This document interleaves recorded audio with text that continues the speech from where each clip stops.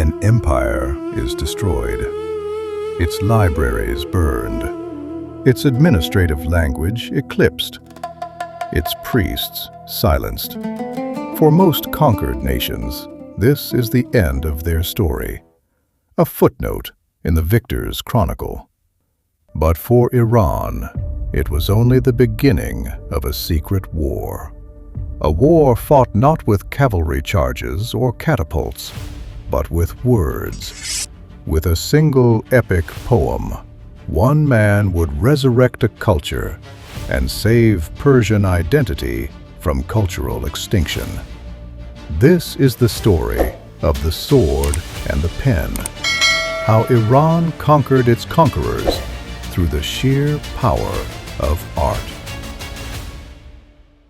After the fall of the Sassanid Empire in 651 CE, Iran was absorbed into the rapidly expanding Rashidun and later Umayyad caliphates. For over 2 centuries, Arabic became the exclusive language of government, religion, science, and high culture. Many Persians converted to Islam, some by choice, others by pressure. But a deep, silent question haunted the survivors. What does it mean to be Persian if you no longer speak Persian? The early caliphates dismissed Persian history as pagan myth. The glorious Achaemenid kings were forgotten, their inscriptions unreadable. The Sassanid court chronicles were lost or burned. For a generation, it seemed Iranian identity would simply evaporate. But Iran had a hidden weapon, memory. In remote villages, storytellers still recited the tales of Rostam, Sohrab, and the mythical kings. Zoroastrian priests preserved fragments of the Pavesta in secret. And by the 9th century, a Persian cultural revival began under the Sassanid dynasty. Native Iranian rulers who were devout Muslims but fiercely proud of their heritage. The answer came from an unlikely hero, a poet from the city of Tus in Khorasan named Ferdowsi. He was born around 940 CE into a family of Pekhans, land-owning Persians who had preserved pre-Islamic oral traditions. The Sassanid governor of Tus commissioned him to write a Persian epic that would rival the Iliad and the Aeneid. Ferdowsi accepted. For 30 years, Ferdowsi wrote. He drew from a lost Sasanian-era prose work called the Fuadai Namag, from oral tales of heroes, and from his own imagination. The result was the Shahnameh, the Book of Kings. 50,000 rhyming couplets, a sweeping narrative from the creation of the world to the Arab conquest. He wrote in Dari Persian, deliberately avoiding Arabic loanwords. He resurrected the soul of a nation on paper. But here's the conflict. By the time Ferdowsi finished around 1010 CE, the Sassanids had fallen. The new ruler was Sultan Mahmud of Ghazni, a Turkic warlord who had carved out an empire from Iran to northern India. Mahmud had promised Ferdowsi a gold coin for every couplet, a fortune of 50,000 gold pieces. When the Sultan saw the enormous length of the poem, he panicked. Perhaps he was envious of a Persian poet's fame. Perhaps his treasury was empty from his Indian raids. He sent a lesser payment, 20,000 silver dirhams, a fraction of what was promised. A furious Ferdowsi, already in his 70s, wrote a blistering satire of the Sultan and fled to his hometown of Tus. He died in poverty around 1020 CE, heartbroken. Legend says that as his funeral procession passed through the city gate, a camel was carrying his body. At that same moment, a messenger from Sultan Mahmud arrived with the full gold payment. Too late. For a generation, the Shahnameh was almost forgotten. Then, something miraculous happened. word spread. Scribes began copying it by hand, each manuscript a labor of months or years. Travelers recited it in caravanserais. Tribal leaders used it to teach Persian history to their children. Behold Rostam, our greatest hero. His strength and honor flow in our blood. Within a century, the Shahnameh had become the cornerstone of Persian identity, from the courts of Central Asia to the palaces of Anatolia and India. Ferdowsi's pen had done what no army could. It made Persian culture unkillable. Consider how powerful this cultural armor truly was. When the Mongols swept across Asia in the 13th century, sacking Baghdad in 1258 and brutalizing the region, they possessed unmatched military might. Yet within a few generations, something incredible happened. These brutal Mongol rulers became Persianized. They adopted Persian court customs, spoke the language, and proudly commissioned their own lavishly illustrated, magnificent copies of the Shahnameh. The conquerors had been entirely conquered by the culture of the defeated. Fast forward to 1501. After the chaos of the Mongol invasions and Timurid rule, a new power rises from the ashes, the Safavid dynasty. And these men were the perfect embodiment of the sword and the pen. The Safavids were not just ruthless fighters. They were poets, mystics, and master architects.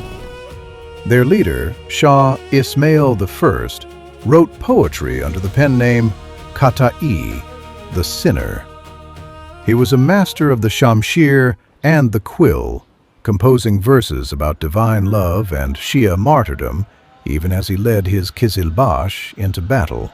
The Safavids made Twelver Shia Islam the state religion, forging a distinct Iranian identity separate from the Sunni Ottoman Empire. This decision gave them a unifying ideology and a loyal warrior class. But their true legacy was beauty. They transformed the city of Isfahan into a living masterpiece, earning the Persian saying, Isfahan nesfe jahan. Isfahan is half the world. Under Shah Abbas the Great, reigning from 1588 to 1629, the Safavid state reached its zenith. He moved the capital to Isfahan and built the Naqsh-e-Jahan Square, a vast plaza used for polo, military parades, and royal proclamations.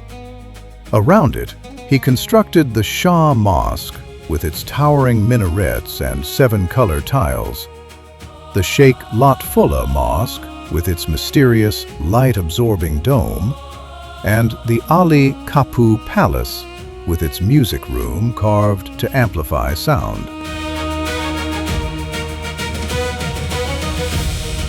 This is the dual identity.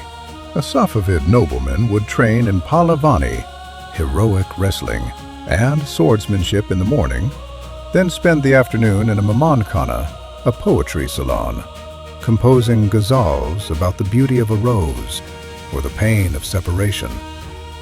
The sword protected the body, the pen preserved the soul, and together they created a cultural golden age that rivaled the European Renaissance. The Safavids also perfected the art of the Persian miniature, painting scenes from the Shahnameh on a tiny scale, each figure no larger than a fingernail, yet alive with emotion.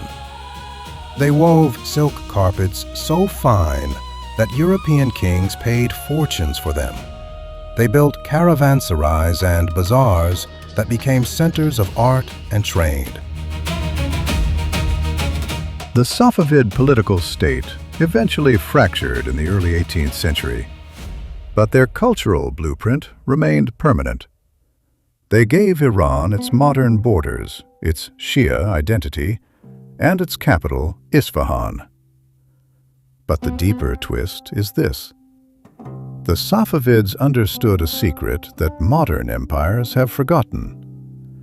A nation conquered by force can rise again. But a nation conquered by art and language is captivated forever. Ferdowsi's Shahnameh did not just preserve pre-Islamic myths. It created a shared story, a cultural DNA that survived Arabs, Mongols, Turks, and Europeans. When the Safavid warriors built their mosques, they inscribed poetry on the walls. When they forged their swords, they etched verses onto the steel. They turned Isfahan into a poem in stone.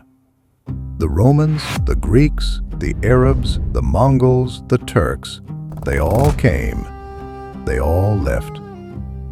But the Persian language, the blue dome of Isfahan, the tale of Rostam and Sohrab, the ghazals of Hafez, the miniatures of Reza Abbasi, they still stand. The sword wins battles. The pen wins centuries. The 20th century Iranian scholar Ehsan Yashater wrote, "The Shahnameh is not just a book, it is Iran itself." In a world where empires rise and fall on the edge of a sword, Ferdowsi proved that a poet's ink can outlast a king's blood. History is full of decisions that seemed right in the moment. Where do you stand on this one? Can a poem really be stronger than an army? Is art the ultimate weapon of resistance? Let us know in the comments. But this deep cultural armor would not sleep forever. This very identity, forged by kings and poets, would violently reawaken centuries later.